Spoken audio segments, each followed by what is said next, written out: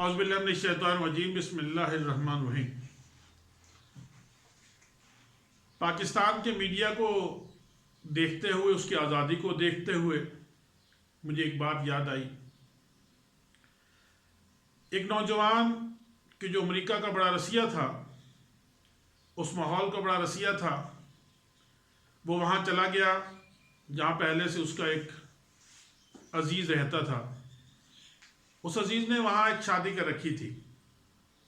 اس کے پاس جب گیا تو اس نے دیکھا کہ وہ روزانہ صبح اٹھتا ہے اور وہ ناشتہ بناتا ہے، اور وہ ناشتہ اپنی بیگم کو بھی دیتا ہے، خود بھی کھاتا ہے اور بچوں کو کھلاتا ہے، اور پھر وہ دونوں میاں بیوی اپنے آفس کام پہ کے لیے نکل جاتے ہیں۔ یہ نوجوان بڑا پریشان ہوتا ہے اور اسی طرح بہرحال وقت گزرنا شروع ہو جاتا ہے، اور اس کی بھی ایک لڑکی سے دوستی ہو جاتی ہے۔ اور یوں باتوں باتوں میں وہ لڑکی اسے کہتی ہے کہ تم عورت پر بہت ظلم کرتے ہو، بہت زیادتی کرتے ہو، اور اس پر پابندیاں لگا دیتے ہو اور اسے گھر پہ قید کر دیتے ہو۔ اس نوجوان نے کہا، اس سے پوچھا کہ اچھا ایک بات بتاؤ تم مجھے کہ تمہارے پاس اگر کوئی قیمتی چیز ہو تو اسے تم یوں روڈ پہ رکھ دو گے، یا اسے اپنے گھر کے اندر کہیں اچھی محفوظ جگہ پہ سنبھال کے رکھتے ہو اور اس پہ کوئی پردہ ڈال کے رکھتے ہو؟ اس نے کہا کہ ہاں، ہم جو قیمتی چیز ہوتی ہے اس کو اپنے گھر پر کسی قیمتی جگہ پر، کسی قیمتی مقام پر رکھتے ہیں اور بڑا چھپا کے رکھتے ہیں۔ اس نے کہا کہ ہاں، ہمارے دین کے اندر، ہمارے مذہب کے اندر عورت جو ہماری ماں ہے، ہماری بہن ہے، ہماری بیٹی ہے اور ہماری بیوی ہے، اس صورت کے اندر وہ ہماری سب سے قیمتی چیز ہے، اسی لیے ہم اسے پردے میں رکھتے ہیں، چھپا کر رکھتے ہیں، گھر میں رکھتے ہیں، کوئی بہت سخت کام اسے نہیں دیتے۔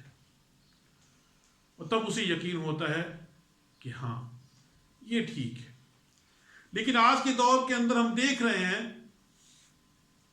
اور اس ملک میں جس دھرتی میں کا مقصد لا الہ الا اللہ محمد رسول اللہ صلی اللہ علیہ وسلم تھا، اس دھرتی کے اندر کچھ خواتین نکلتی ہیں اور نعرہ لگا دیتی ہیں کہ میرا جسم میری مرضی،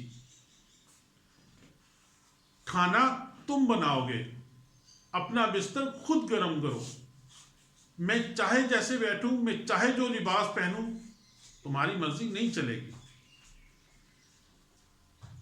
میری پیاری بہنوں، مسلمان بھائیوں، یہ مرضی تیری یا میری نہیں ہے۔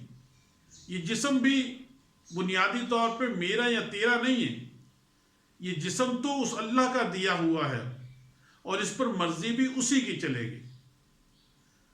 اور عجیب بات ہے، اس معاشرے کے اندر آج سے 14 صدیاں پیچھے چلے جائیں تو ہمیں نظر آتا ہے کہ عورت کہ جسے زندہ ہونے پر گاڑ دیا جاتا تھا، زندہ دفن کر دیا جاتا تھا، جس کا شوہر مر جاتا اسے 4 ماہ ایک بند کوٹری کے اندر رکھ دیا جاتا تھا، اور اس کے بعد اسے نکالا جاتا، اونٹ کی مینگنیں اس کے چہرے پر ملی جاتی اور پورے شہر کے اندر اسے گھمایا جاتا۔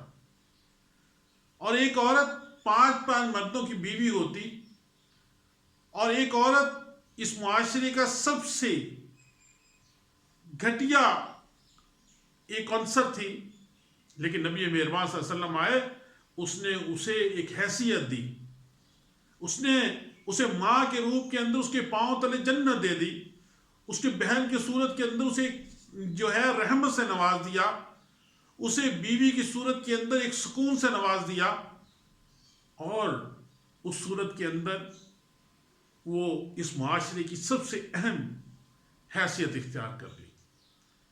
یہ جو عورتیں آج نکلی ہیں، کبھی مردوں پر ریپسٹ کا نعرہ لگاتی ہیں، کبھی اپنے آپ کو برابری کا درجہ دیتی ہیں، انہیں سے پوچھنا چاہتا ہوں کہ اگر یہ اپنی محافظ ہوتی، اگر یہ عورتوں کی محافظ ہوتی تو پھر ان کے نعرے میرا جسم میری مرضی نہیں ہوتا، ان کا نعرہ برابری نہیں ہوتا، ان کا نعرہ کچھ اور ہوتا۔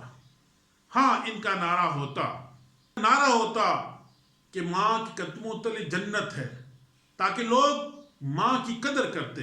ان کا نعرہ ہوتا کہ بہن رحمت ہے، اس لیے مرد اپنی بہنوں کا خیال کرتے۔ ان کا نعرہ ہوتا کہ بیٹیوں کو جائیداد کے اندر حصہ دو، تو اس صورت کے اندر عورت کو، بیٹی کو اس کا حق ملتا۔ ان کا نعرہ ہوتا کہ میرا بچہ میرا مان، تو پھر اس کا بیٹا اس کا خیال کرتا۔ اس کا نعرہ ہوتا شوہر میرا تحفظ، پھر اس کا شوہر اسے تحفظ دیتا۔ اور اس صورت کے اندر ایسا نہ ہوتا جو اس وقت ہو رہا ہے۔ اور اس وقت جو عورت کے ساتھ ظلم اور زیادتی کرتے ہیں، وہ بھی دین سے محبت کرنے والے نہیں ہیں، وہ بھی لبرل قسم کے لوگ ہیں۔ وہ بھی وہ لوگ ہیں کہ جو دین سے بیزار ہیں، جو دین کو سمجھتے ہی نہیں ہیں۔ حالانکہ دین نے تو اس عورت کو ایک حوصلہ دیا تھا، ایک وقار دیا تھا۔ اور اللہ رب العزت نے جب اس عورت کو تخلیق کیا تو کسی ادیب نے بڑے اچھے الفاظ کے اندر اس کی ترجمانی کی ہے کہ اللہ تعالیٰ نے آدم کو مٹی سے بنا دیا، اور جب عورت کے تخلیق کی موقع آیا تو اللہ تعالیٰ نے فرشتوں سے کہا کہ جاؤ، رات سے اس کا سکون، چاند سے اس کی چاندنی، ستاروں سے اس کی چمک دمک، شبنم سے اس کا نازک پن، سورج سے اس کی کرنیں، پھول سے اس کی خوشبو، کانٹوں سے اس کی چبھن، اور معاشرے کی عورت تخلیق کی گئی۔ اس عظیم تحفے کو جو اللہ تعالیٰ نے اس انسانیت کو دیا، اس کی بے قدری کر رہی ہیں یہ عورتیں۔ اور سب سے بڑی چیز جو دکھ کی چیز ہے کہ پورا میڈیا، جہاں پر لوگوں کے نام تو مسلمانوں والے ہیں، لیکن وہ اپنے آپ کو اس کفر کا نمائندہ بنا کر پیش کر رہے ہیں کہ جو عورت کی بات کر رہا ہے اسے وہ ذلیل کر رہے ہیں، اور جو ضلالت کی بات کر رہا ہے، جو فحاشی کی بات کر رہا ہے، اس کی وہاں قدر کرنے کی کوشش کی جا رہی ہے۔ میرے تمام مسلمان بھائیوں بہنوں سے گزارش ہے کہ بخدا اس موقع کو سمجھیں۔ یہ آہستہ آہستہ آپ کو بھی مادر پدر آزاد معاشرے کی طرف لے جایا جا رہا ہے۔ میں اگر اس کو جوڑنا چاہوں اور سمجھانا چاہوں تو ایک مثال دوں گا کہ یہ جو بت پرستی تھی یہ کیسے وجود میں آئی۔ کیونکہ خانہ کعبہ تو حضرت آدم علیہ السلام کی اس دنیا کے اندر آنے کے بعد وجود میں آیا، بنا دیا گیا۔ لوگ یہاں تب سے ہی حج کرنے آتے تھے، طواف کرنے آتے تھے، تو پھر آخر یہ بت کیسے وجود میں آئے؟ میرے مسلمان بھائیوں، پہلے جو لوگ وہاں آتے اس نے عقیدت سے وہاں سے کچھ مٹی لے جاتے تاکہ گھر کے اندر رکھیں گے برکت ہوگی۔ پھر وہاں سے چھوٹے چھوٹے پتھر لے جانے لگے کہ جو گھر میں رکھتے برکت کے لیے، اور پھر وہاں وہ بڑے پتھر لے جانے لگے اور اسے تراش کر اپنے بزرگوں کا مجسمہ بنانے لگے، اور اس طرح پھر وہ بت جو تھے وہ وجود میں آتے ہیں اور لوگ انہیں کو اپنا معبود بنا لیتے ہیں۔ آج آپ کے معاشرے کے اندر بھی ایسا ہی ہو رہا ہے کہ چھوٹے چھوٹے نعروں سے آپ کے دل کو لبھایا جا رہا ہے۔ وہ لبرل عورتیں کہ جو مسلمانوں کے نام رکھ کر آپ کو گمراہ کرنے کی، مجھے گمراہ کرنے کی کوشش کر رہی ہیں، وہ اصل میں خود گمراہ ہیں، وہ اسلام سے باغی ہیں۔ ہاں وہ اسلام سے کچھ نہیں کہہ سکتی، اسی لیے وہ علماء اکرام پر انگلیاں اٹھاتی ہیں، ان کی باتوں کو غلط ثابت کرنے کی کوشش کرتی ہیں۔ اللہ تعالیٰ سے دعا ہے کہ اللہ تعالیٰ اس معاشرے کے اندر ہمیں اس کے مخالف کے اندر حیا کا پرچار کرنے کی توفیق عطا فرمائے۔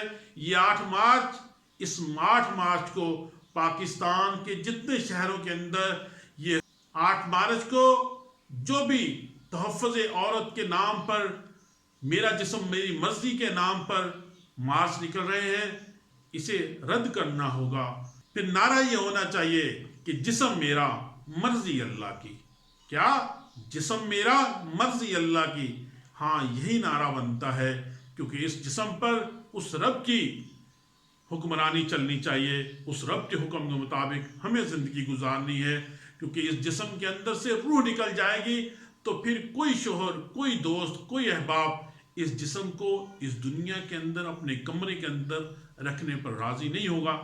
اللہ تعالیٰ سے دعا ہے کہ اللہ تعالیٰ ہمیں اس جسم پر اللہ کی مرضی کو عام کرنے کی توفیق عطا فرمائے۔ وآخر دعوانا الحمدللہ رب العالمین۔